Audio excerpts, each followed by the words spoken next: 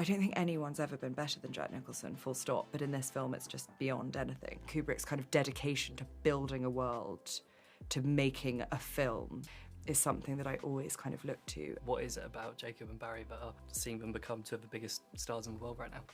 The chemistry that they have between them and their own individual kind of charisma is so exceptional. It's such a joy seeing them take over the world. Hello.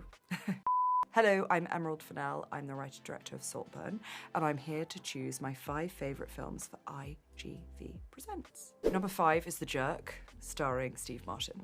The greatest comedy ever made, and the film I quote more than any other film. Also, Steve Martin in the 70s is my #1 forever crush. I've watched every YouTube video, every bit of stand-up, and so The Jerk is the film that I kind of consistently show to people to that I know that they're always going to have a good time. It's that and Vacation 2015. Those are my go-to recommendations for people. I think what Steve Martin does, which is still so rare, is a kind of particular brand of silliness. And I think what he does so well, certainly in his own stand-up, is he kind of plays like pompous and grandiose whilst also being unbelievably silly. And that is just something that I think is so perfect. And The Jerk, yeah, it's a sort of film that you just don't see anymore, which is that it's just an out-and-out, straightforward comedy with an incredibly demented plot. A lot of people haven't seen it, and I just, I want to be the person who makes sure they have. Number 4 is The Servant by Joseph Losey. For those who haven't seen it, it's about a manservant, the perfect manservant, who goes to work for a young gentleman in London and then slowly kind of starts to sort of bit by bit take over. And it is, I think, one of the all-time great movies. It's directed by Joseph Losey, but it's written by Harold Pinter, and they wrote 3 amazing films together, including The Go-Between. Both The Go-Between and The Servant had a real kind of impact, I think, on Saltburn. The Servant is, I think, one of the most beautiful films ever made. It's the use of kind of like mirrors, the use of negative space, the use of kind of tension in the framing, in the blocking is so great. And, you know, Pinter is one of my like all-time favourites. Yeah, I think he was one of the best screenwriters. Yeah, him and Joseph Losey together were just dynamite. Number 3 is The Innocence, one of my favourite horror films. It is black and white. It's one of the creepiest films ever made. It is about a nanny who goes to a house in the middle of nowhere to look after 2 children.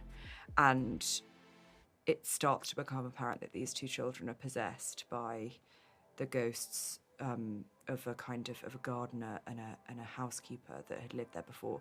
And it is so nightmarish. And the shot choices are just, there's a very, very famous shot across a pond with a woman just sitting in some reeds that I think is like very, very famous, which I think is one of the most brilliant horror shots ever made. And use of space, the house itself is kind of is unbelievably well used, is very much like a character in its own right, which is kind of very important to me when thinking about something like Saltburn. Number 2 is Kind Hearts and Coronets. One of the great kind of bits of satire, I think, is about a man who discovers that he is sort of 12th in line to an enormous family estate and decides he's going to kill all 12 of the family members.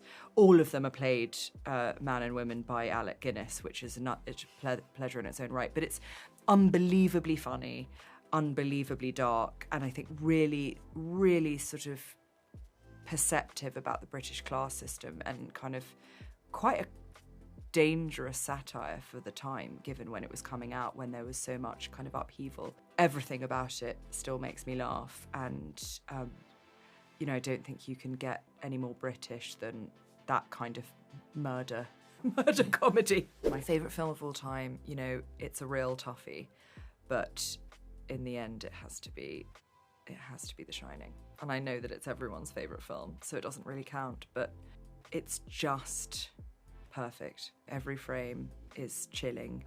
It's beautiful, it's surprising, the performances are out of this world. Jack Nicholson, I mean, I don't think anyone's ever been better than Jack Nicholson, full stop, but in this film it's just beyond anything.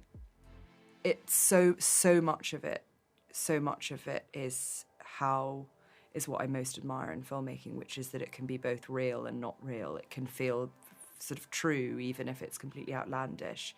That Kubrick's kind of dedication to building a world, to making a film, you know, to not pretend that something was real life, but it's kind of more than real life, is something that I always kind of look to. And there are no limits to how often I can watch that film. Jacob and Barry's performances in this film are incredible. What is it about Jacob and Barry that are seeing them become two of the biggest stars in the world right now? What is it about them that makes them so special? Yeah. You know, it's unquantifiable. They're both just brilliant. The chemistry that they have between them and their own individual kind of charisma is so exceptional and so different, you know. Yeah, and I just can't wait to see what they do next. And so, yeah, it's such a joy seeing them take over the world. What have you done? I just thought that maybe I could help. You're not leaving us. You're not leaving Saltburn. I don't think I'll ever go home again.